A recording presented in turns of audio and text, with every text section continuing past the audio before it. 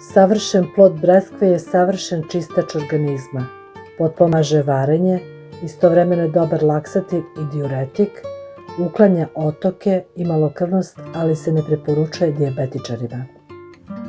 Breskva ima izuzetno lekovita svojstva, pruža veliku zaštitu od nekih oblika karcinoma i srčanih oboljenja, a spada u red omiljenog voća u ljudskoj ishrani, kako sirovog ploda, tako i za preradu.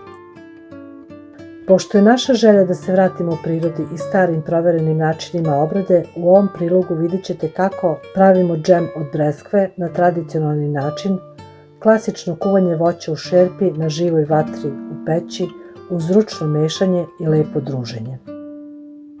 Za džem od bresaka smo koristili 5 kg breskve, 3 kg šećera i 4 vanile.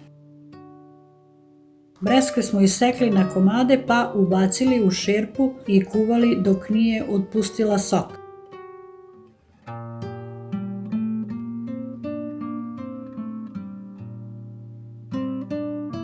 Kad je otpustila sok, kuvali još sat vremena.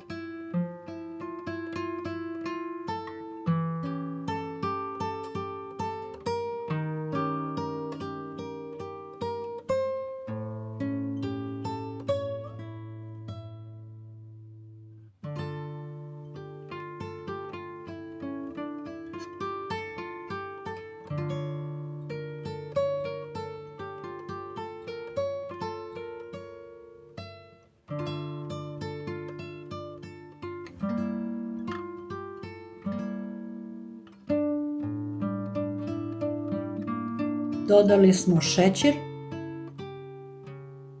Džem je dobro skuvan kad varjača pravi put kroz šerpu.